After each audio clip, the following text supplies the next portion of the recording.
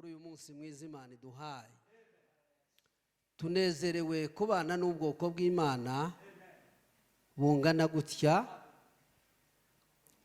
tunashima Imana yemeye kubana natwe mu rugendo. Twari dufite urugendo, dufite semina y'itorero ryacu rya Maranatha ahantu bita Migore. Yari semina y'icumweru cyose. Ngezeyo nanone ndavuga ngo reka nsimbuke ngere hano. Ngeze hano aho naraye kwa Petit Frere, baravuga ngo hari igitaramo. Ndavuga ngo ubwo hari igitaramo nanje nkunda batarama, kandi koko ninjiye aha ngaha mbona ibyiza by'abataramira Imana. Imana y'amahoro ibaho umugisha, kandi Imana y'amahoro ibagirire neza. Nanone ntarasoma ijambo ry'Imana, mboneyeho umwanya wo gushimira Bishop n'itsinda bakorana bose ku mirimo myiza badahwema kudukorera. Baturereye abana ndetse baranabashingira. Iyo mirimo myiza Imana y'amahoro Bishop twaherukanye kera ukiriye evangeliste, ariko hamwe n'amasengesho wasenze n'ivugabutumwa wakoze ryaguteretse ku mwanya wa Bishop. Twakomera Imana amashi. Imirimo mwakoze ndabizi neza ku Mana hari icyo Imana yanditse. Imana ibaha umugisha, kandi bagure mu mbago zanyu zose z'ubuzima no mu buryo bw'umwuka. Imana ikomeze ibigenze neza. Abantu bose batugiriye neza, ibirori by'abana bacu bigenda neza mu buryo bumwe n'ubundi, mu masengesho no mu bushobozi. Mwese mpagaze imbere ya Data wa twese mbatuyeho umugisha. Imana ibagire neza. Nanone uyu mwanya mbonyeho kugira ngo tuganire ijambo ry'Imana ni umwanya w'agaciro. Wabwira mugenzi wawe ngo uyu mugoroba turafashwa.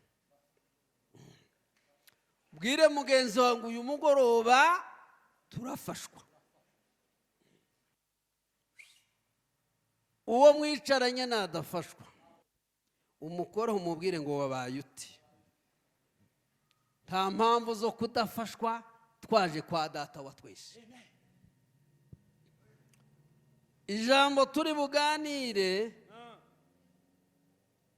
turavuga ibyiza byo kuba imbere y'Imana. Twabaye imbere y'abantu, tubwira ibyaca abantu, badutega amatwi batwumvira ubusa.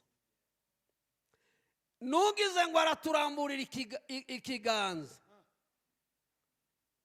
nanone akomeza kudukandagira mu bundi buryo. Yumva ko ari we udufite, ariko uyu mwanya dukura amaso kuri abo, tuyahange Kristo umwami w'abana. Turavuga ibyiza byo kuba imbere y'Imana. Iyi Mana yacu iyo wabaye imbere yayo ugatindana nayo, wambara igikundiro cy'Imana, wambara n'ubwiza bw'Imana, ugira agaciro ushobora kuba utarahawe n'imiryango. Agaciro kagaturuka ku Mana kubera yuko wabaye imbere y'Imana. Reka dusome ijambo ry'Imana, uraza kumva insinzi iba imbere iyo babaye imbere y'Imana. aho biva. Dusome mu butumwa bwiza bwa Matayo. Icyo usabwa kugira ngo uhore imbere y'Imana kugira ngo byemere. Matayo ni ibice 6 no ku 9 tugeze ku 12. Uraja gusanga ari isengesho twasenze batwigisha muri Sunday school.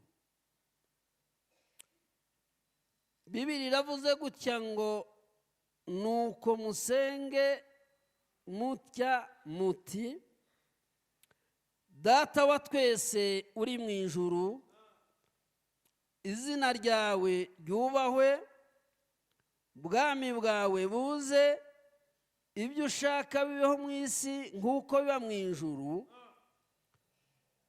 Uduhe none ibyo kurya byacu by'uyu munsi. Uduharire imyenda yacu nk'uko natwe tuyiharira abaturimo.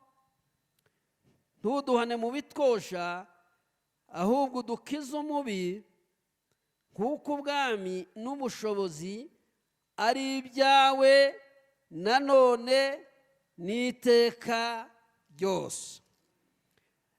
Reka twongere dusome hano mu gitabo cy'Ingoma ya 2 ibice 20 no kuri 22.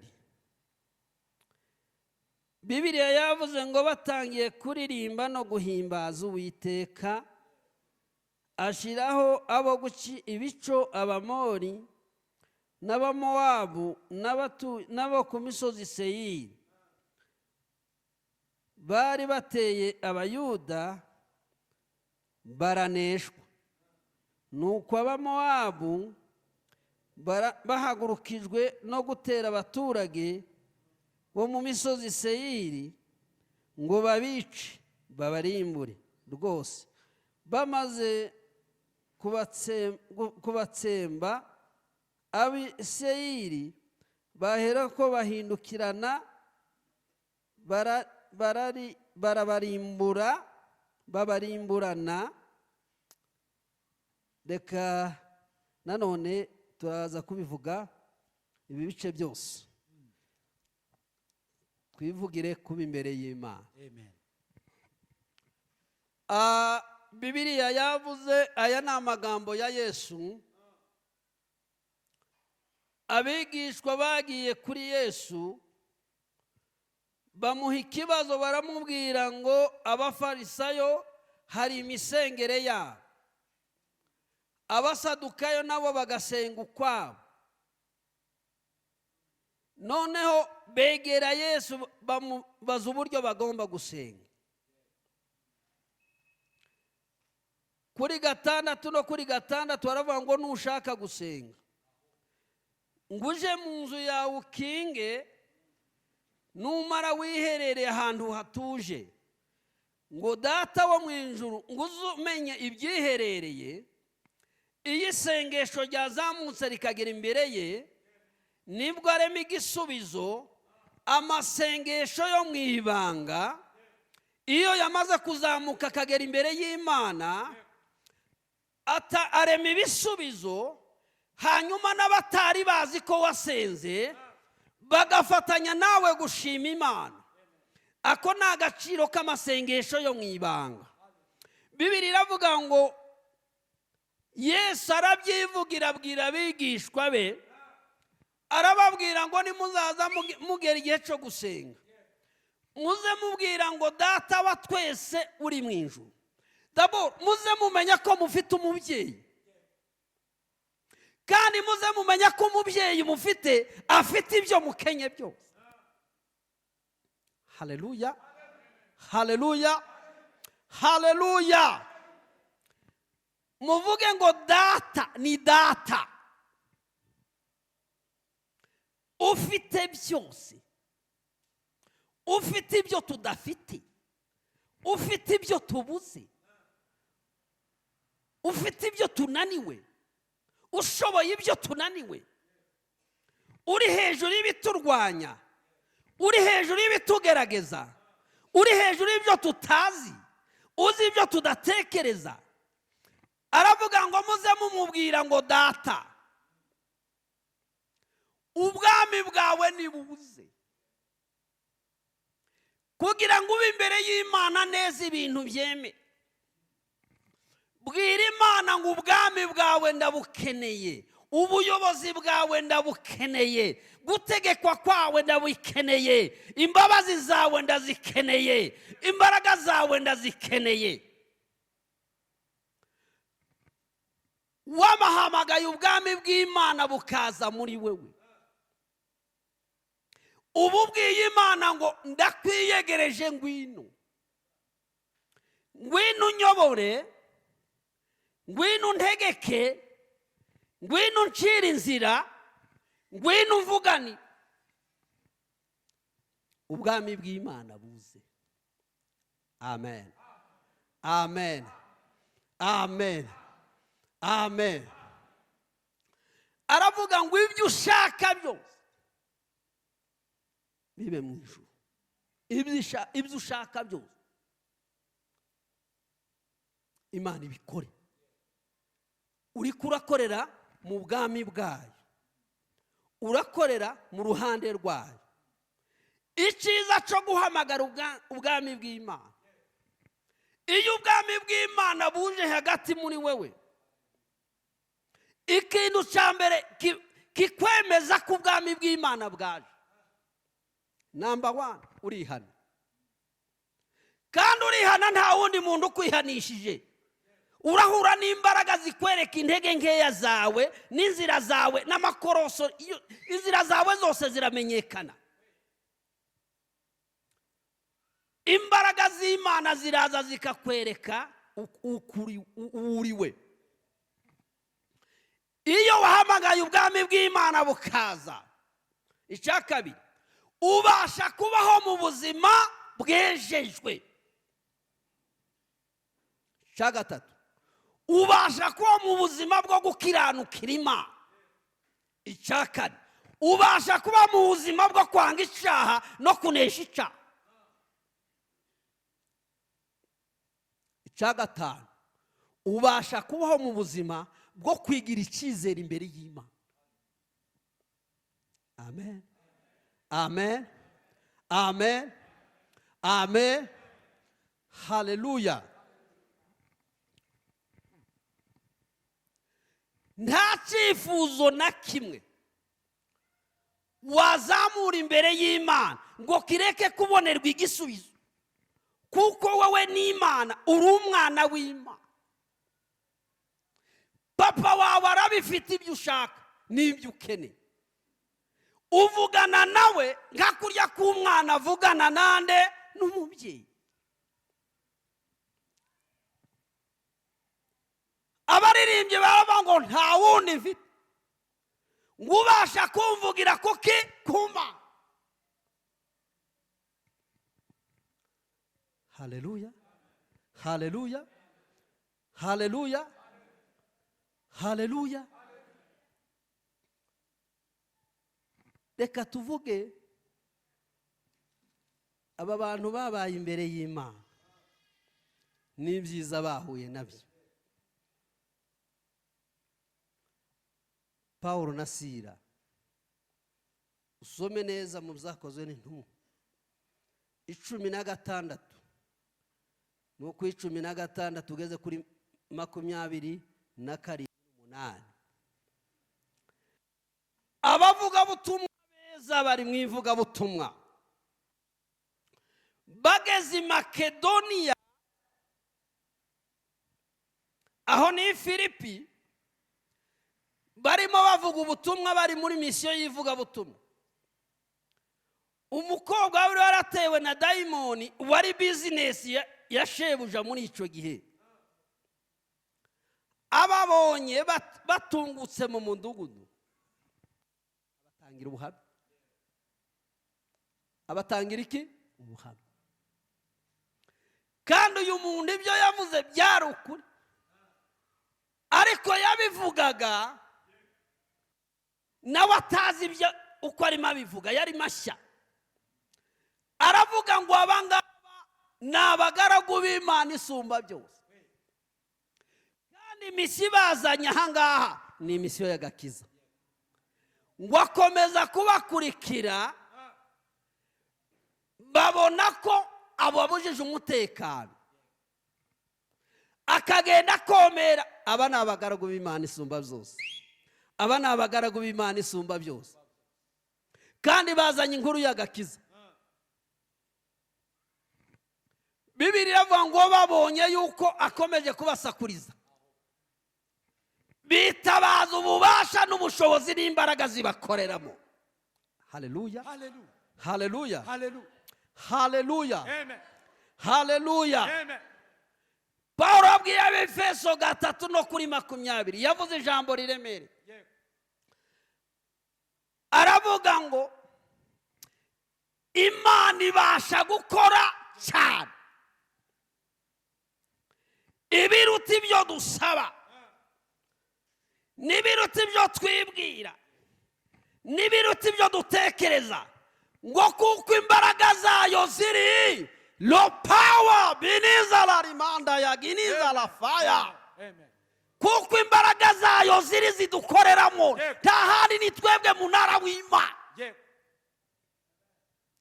Imana ikorera muri twebwe iyo dufite umuyoboro wo kwizera Imana. Niho Imana inyuzamo ibyayo tukabishyikira tukabibona. Bibiliya avuga ngo Pawulo na Sila bitabaza imbaraga Imana yabahaye kugira ngo bice akajagari n'urusaku. Imbaraga z'Imana ziza zitandukanya ibigomba gutandukanywa. Imbaraga z'Imana ziza zitandukanya ibyo bazi n'ibyo batamenya. Kandi Imana izibyikorera kugira ngo icyubahiro cyayo kigaragare. Baravuga ngo mu izina rya Yesu ubutware n'ubushobozi byo gutegeka. Baravuga ngo mu izina rya Yesu w'i Nazareti dayimoni genda muvemo. Bibiliya ivuga ngo iryo jambo bavuze amakuru aramenyekana mu mujyi. Abazi gutanga amakuru bayagezayo kwa shebuja, ati business yahombye. Iki imbaraga z'Imana zigaragarira alimanga ya biniza la kofaya. Ndimo ndafashwa. Imbaraga z'Imana aho zigaragarira nukugira ngo zirandure imizi ya Satani, kugira ngo himikwe ubwami bw'Imana. Bibiliya ivuga ngo shebuja amakuru bayamugezamo. Baravuga ngo haje abantu b'abasore bateye ukuntu, business yabo barayihombeje. Wa muntu abazimu bamuvuye, imbaraga zo gusenga, imbaraga zo kuba imbere y'Imana. Ngo amaze nta kindi kintu yitabaje, ngo yahise yirukankira mu buyobozi. Ijambo rya mbere, bari abantu bafiteho ububasha, kandi nshobora kubagira icyo nshaka cyose. Rimwe na rimwe Imana zisa nkaho itahiri kumwe n'ubwoko bwayo, maze bo bana batizera bagatera umugongo. Mu mwanya amakuru aba yamenyekanye, barabafata barababo. Ijuru ririmo rirebera, barabafata, barabakubita, barabahambira amaguru n'amaboko. Barangije barabatwara neza no muri gereza hagati yo ngiyo babashiriyo. Amen, amen, amen. Muririmbyi yaravuze ngo imbere yawe ma niho nzamurera amahoro. Ibyari imisozi bigahinduka amataba, hanyuma nkagubwa neza ngahimbaza umwami w'abantu. Barinjira muri gereza neza bahambiriye, ngo mu gicuku kiba bibuka impano zibarimo ngo baririmbire Imana, ngo baririmbire Imana, ngo izindi mbohe zimenya amakuru kuko haje abantu badasanzwe bazanye indirimbo muri gereza. Aba bantu ni special, aba bantu ni Bibiliya avuga ngo bararirimba, imbohe zirumva, ngo amaze basenga Imana, ngo batabaza Imana, batabaza Imana. Mu kanya gato bariko baririmba baramya Imana, bakurura ubwiza bw'Imana, bashaka ubusabane bwabo na Data wa twese. Ngo umuriro urabayanze, ngo itangira kunyeganyega ukuntu. Imbaraga zo gusenga nuguyanga, imbaraga zo gusenga ziza zinyeganyeza ibyo ibitokanyeganyezwa. Imbaraga zo gusenga biza bibyutsa bya bindi byari byarapfuye byarasinziriye.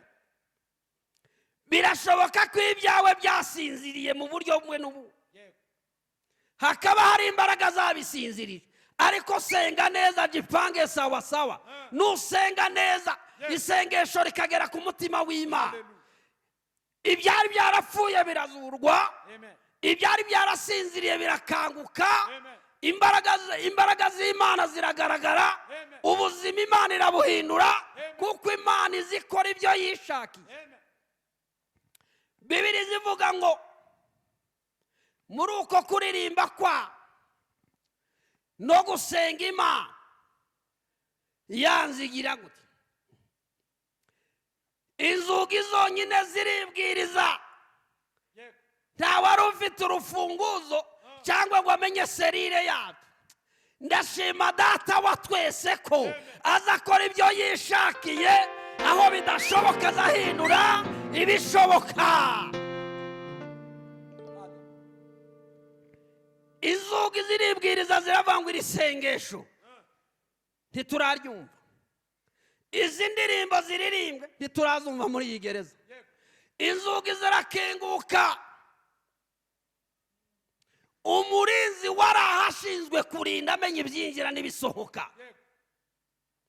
Iminyuru yari ibariho yose ivaho, imbaraga z'amasengesho ziza zikura ibyari bikuziritse, ahubwo ugahabwa ubundi buzima. Bibiliya ivuga neza ngo umurinzi abonye bibaye, kuko amategeko yabo yari akazi, ngo aravuga ngo reka nigirire nabi. Birarangiye, abanshinze akazi sinagakoze nk'uko ndakagombye kugakora, kandi ibihano biri inyuma y'iki gikorwa cyabaye, ati ndahura n'ingaruka zikaze. Amen, amen, amen, haleluya, haleluya. Pawulo na Sila baramubwira ngo amakuru reka tuyaguhe meza, wikwigirira nabi, twese turi hano. Amen, amen. Yaba nk'abantu b'iki gihe nduguyanga bare kuvuga ati n'inkoni twakubiswe nibamureke yirangize, ariko bamugirira impuhwe. Baravuga ngo wikwigirira nabi, twese turahari. Amen, amen, amen. ngo acane itabaza, usome Bibiliya, ngo aza yikirukanga kugira ngo arebe neza ibyo bivuzwe kuko ari ukuri. Izo ni imbaraga zo gusenga. Gusenga gufite imbaraga zihindura imitekerereze, zihindura inama, zihindura n'imigambi, zihindura n'imikorere, zihindura na business. Gusenga nimbura wowe uraha mwene data, ganiye amasengesho, ubanza usabane na Data. Nusabana na Data, ibyo ukenye byose azabiguha. Baramubwira ngo kubera iyo mpamvu urakizwa ndetse n'umuryango wawe. Amen. Bibiliya ivuga ngo amakuru aba yamenyekanye mu mudugudu, kuko hari ibyabaye bidasanzwe batari bazi. Hari abantu bafatwa Imana igataba. Amen. Amen. Haleluya. Wamaze baravuga ngo ibyabaye hariya muri gereza, ayo makuru twayamenye ko ari amakuru adasanzwe. Batuma intumwa baravuga ngo mugende mubabwire ko bitahire bigendere. Abana b'Imana bahagaze mu butware bw'Imana, babaye imbere y'Imana, Imana nayo izibubahisha, Imana nayo izibahagararaho. Baravuga ngo badufashe ku manywa izuba ndetse bagerekaho no kudukubita inkoni, baraducunaguza abantu bose bareba muri karitiye. Usome neza Bibiliya avuga ngo nimugende mubabwira badufashe, aba ari bo baza. Ngo baje kugana iya Tesalonike, batangira kubahimba izina kubera imbaraga zo kuba imbere y'Imana. Baravuga ngo abangaba abubita isi bageze ni imbaraga zo gusenga. Gusenga gufite imbaraga z'ibyo bigomba kubikwa, hakaba n'ibyo tugomba kubura byiza. Haleluya. Nituzaza dusimbuka, tuza dusimbuka tuvuga ngo iki turacubitse, iyi dosiye turayirangije, iyi ngiyi irakozwe. Reka ni mu kwizera. Mu kwizera hari ibintu urema, hakaba n'ibintu usezerera bikugizeho iminsi. Urabibwira ngo ungizeho igihe, ibwiriza ugende. Bageze ate bahasanga abantu basenga Imana itazwi. Ku marembo y'umudugudu basanga bariko barasenga Imana itazwi. Aravuga shingiye ku Mana namenye Imana yaremye ijuru n'isi. Abasobanura Imana yaremye ijuru n'isi, abasobanura Imana ibeshaho. Abanyakirete Imana barayimenya. Ntabwo twaje muri ayo mateka yaho Pawulo yanyuze, ariko reka twigumira ahangaha kuba imbere y'Imana. Amen. Amen. Amen. Amen. Amen. Umugabo Yoshafati hamwe n'ingabo z'Abisiraheli bamenye amakuru y'uko abanzi babo baturutse ku misozi itatu. Abavuye ku misozi Seyi, usome neza hano ingoma ya kabiri ni ibice 20-10. Bamwe bari bavuye ku misozi Seyi, Abamowabu baraza baje kubatera. Yari amoko atatu, kandi abo bose bari bafite umugambi wo kubagirira nabi. Ayo makuru baraza bayabwira ubwoko bw'Isiraheli, bayabwira umugaragu w'Imana Josafati. Amen. Amen. Mwami icyo wavuze ubikurikirana myaka ibihumbi ukabisohoza. Baravuga ngo iki kibazo dugize n'izi ngabo ziduhagurukiye, nta handi amakiriro yacu ni kuma. Amen. Amen. Amen. Ngo bahamagarire abana babo bakuru n'abagabo n'abagore, abantu bose baje imbere y'Imana gusenga. Babanza kwibutsa imirimo yakozwe n'iby'Imana yababwiye. Babwira Imana, barabata Imana twumvikane. Ababanzi abanzi baje kwisuganya watubujije kubatera.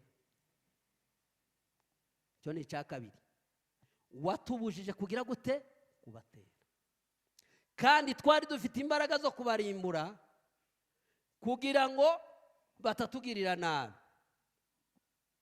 Ijambo rya gatatu, aha hantu n'igihugu cyacu wakiduheremo amasezerano.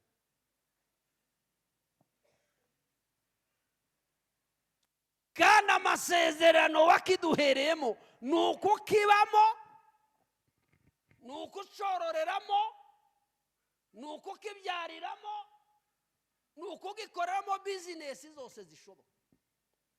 Bariko baraha amakuru babwira Imana. Cya gatanu, Imana zishaka ko amarangamutima yawe uyajana imbere yayo. Babwira Imana baravuga ngo ntidufite imbaraga zo kurwana na ziriya ngabo, ntidufite amaboko yo kubatera. Ibihugu bitatu byikusanyije, ariko dushingiye ku ijambo rimwe, nuko wavuze ko wahaduhaye birahagije. Ngo amaze baganiye amasengesho, ngo biriza umunsi basenga, bambara ibigunira. Mwuka byaramo, gusenga ni byiza, gusenga ni byiza. Ngo baje imbere y'Imana, baje imbere y'Imana barasenga binginga Imana. Ngo amaze umwuka wera w'Imana araza. Gusenga kuza gutuma imbaraga z'Imana ziza, gusenga kuza gutuma Imana ivuga, gusenga kuza gutuma Imana ikora, gusenga kuza gutuma abantu batabarwa. Bibiliya ivuga ngo umwuka wera aramanuka, amanukira kwa Zakariya mwene Hazaye. Amasengesho aza kuri igisubizo ku ntebe y'Imana, hanyuma abantu bakabona ihumure n'ituze.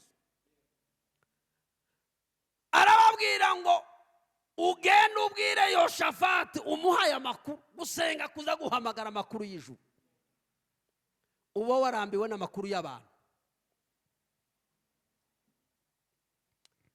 Ngo amaze Yoshafati araza arabwirwa ngo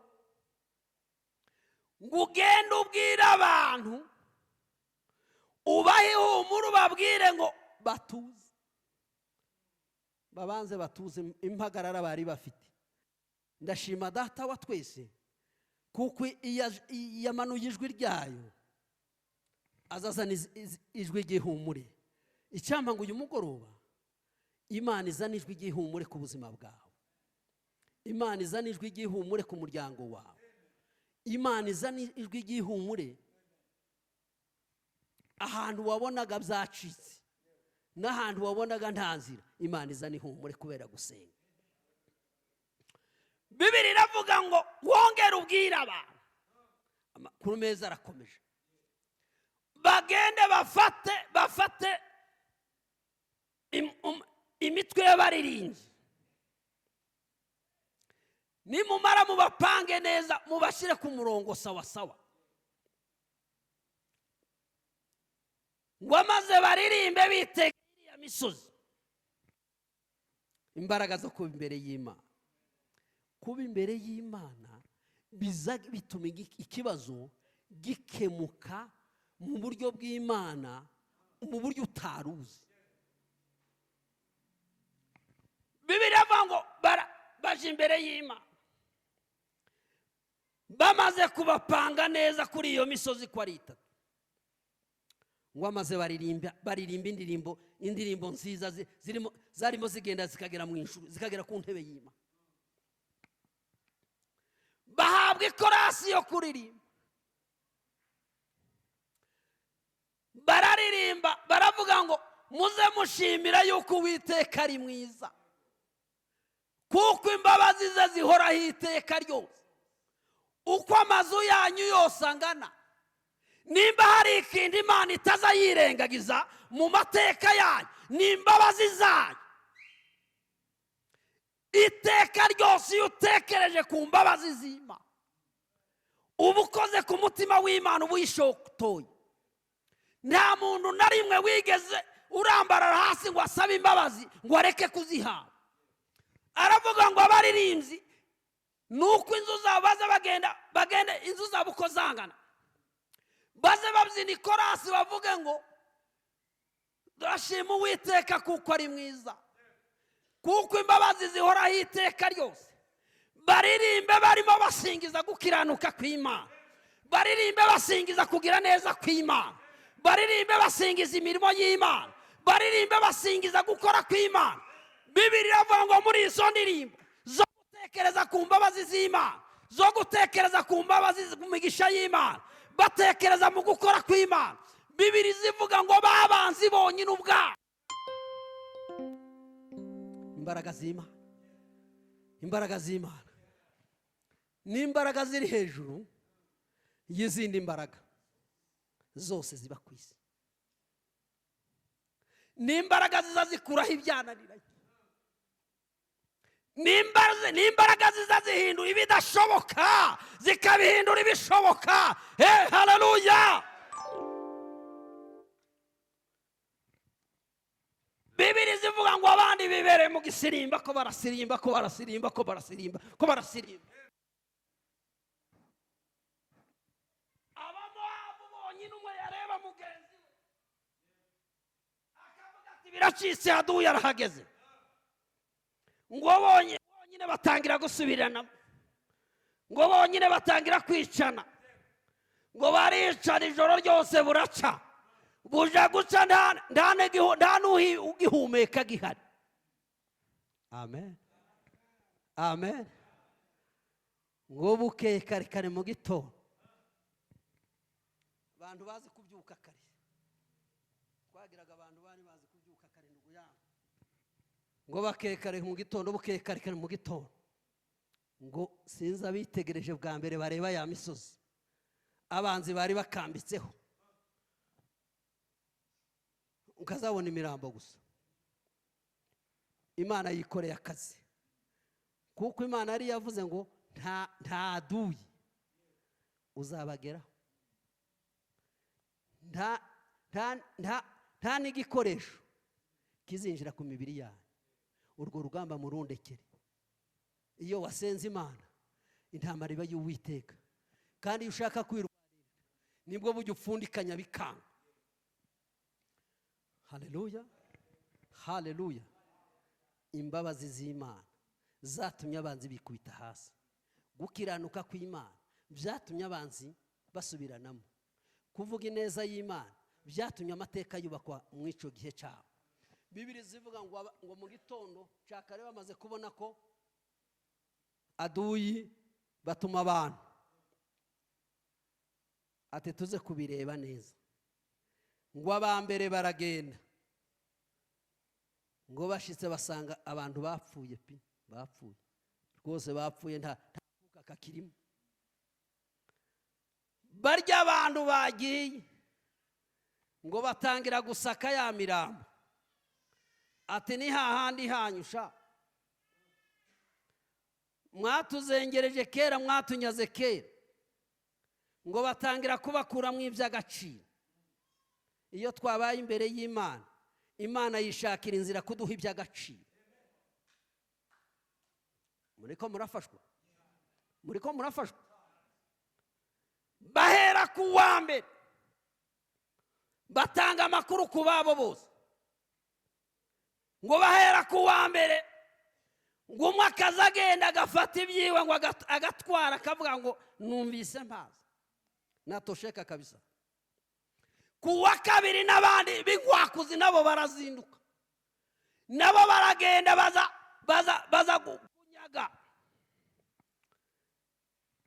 Ku wa gatatu nabwo niyo finale, nabwo baragenda bafata ibya nyuma.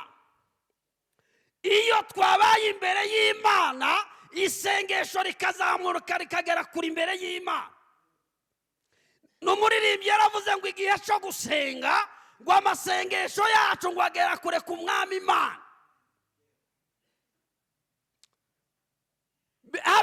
munsi wa gatatu baranyaga baravuga ngo barahaza.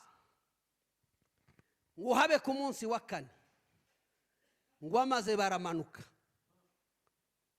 ngo baja mu kibaya cyitwa Beraka, yani wakashuka, kugira ngo babashe guramya Imana no guhimbaza Imana bazanye ubutunzi bwabo. Beraka baramanuka, bageze muri Beraka ngo amaze, ngo nta marira yarakiri muri Beraka, nta bukene bwari bukiri muri Beraka, nta gusengera ibyifuzo byari bikiri muri Beraka. Wote wakawa na sherehe ya kusifu Mwokozi. Wamaze barahaguruka bose bari muri Beraka, nta ndwara zari zikiri muri Beraka, nta bitutsi byari bikiri muri Beraka, nta bwoba bwari bukuri muri Beraka. Ngo amaze wote barahaguruka bashima Imana.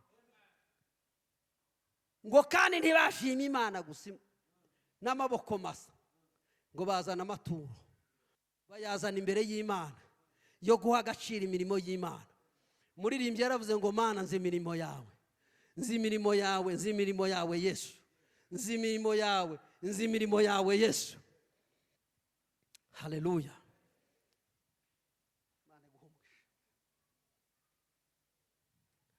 Bibiri zivuga ngo n'ikindi kintu cyabaye Beraka, ngo igitinyiro cy'Uwiteka,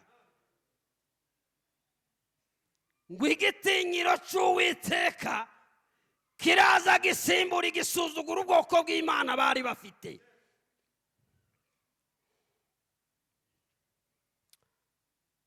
Icya gatatu,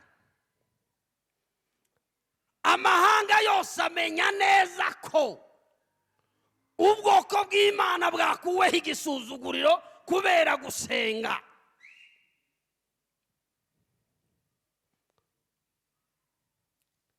Nta muntu wongeye gusengera ibyifuzo yageze Beraka. Beraka ni mwibenga ry'amashimwe n'imirimo y'Imana Imana yakoze.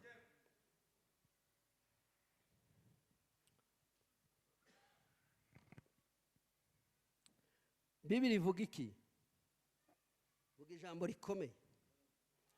Kubera gusenga ibyari biraye biri kwiyongeza biragiye, ntibizakugeraho, bigende byiyongeza bigomba kwiyongeza, kuko mu masengesho hari imbaraga z'uburinzi. Bibiri yavuga ngo mu byakozwe n'intumwa ku 12 no kuri 6, Herode yakoze ibintu bibi, amaze kubikora abantu bakoma mu mashi. Ariko mwabonye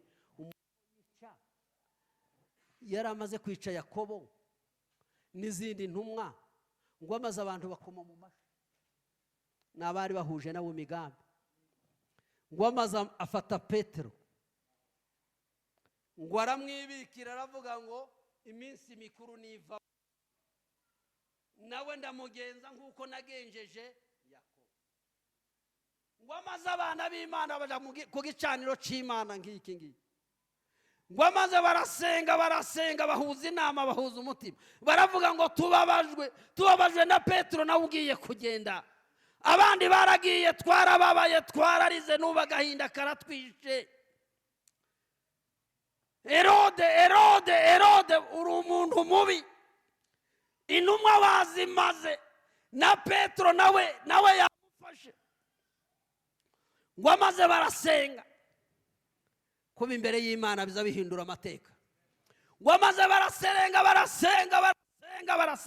isengesho rigera imbere y'Imana. Ngo amaze marayika aramanuka, ngo amaze kumanuka aho hantu yari afite uburinzi bw'abantu benshi, bamwe bari ku marembo n'abandi bari aho ngaho, ntibamenye amakuru kuko marayika yahageze. Icyo nshimira Data wa twese, Mana, icyo ngukundira nuko utameze nk'abantu, washize ibanga ryanje nawe kure y'amaso y'abantu. Mana, icyo ngukundira nuko utameze nk'abantu, icyo ngukundira Data wa twese, alimanga ya biniza la kota la rimanda sankela rimasione ma de beniga. Icyo nshimira data wa twese nuko iyo ashaka gutegura ibyacu atagira abandi abanza kubwira. Imigisha Yesu yakugeneye, Imana yakugeneye ni iyawe kabisa. Bamo neza iyawe uzayibona. Ngo amaze barasenga, marayika araza ngo akoma mu mbavu Petero, amugeza hanze. Inzugi zakinguwe, iminyururu, abarinzi nta makuru. Gusenga kuza gutanga ibisubizo birenze ubwenge bwawe, burenze ibitekerezo byawe. Nimba ubabaye, senga. Nimba uri mu bibazo, senga Imana. Nimba wishimye, komeza uramye Imana. Iyo turamye Imana, duhimbaza Imana, turi imbere y'Imana, ibintu biza bihinduka. Petero, marayika araza, sengesho ryahamagaye marayika, araza mukoma mu mbavu, ngo aramusohora, aramubwira ngo wifubike umwitero wawe, ukwete inkweto twigendere. Ngo ageze hanze yumva nk'akabeho, yumva ko amateka, ngo yasaga nka n'urota, yumva amateka karahindurwa nuko isengesho ryageze imbere y'Imana. Mu buzima bwacu dusenga Imana kandi duhora imbere y'Imana, ntacyo Imana izatwima. Bibiliya ivuga ngo Imana yaduhaye Yesu,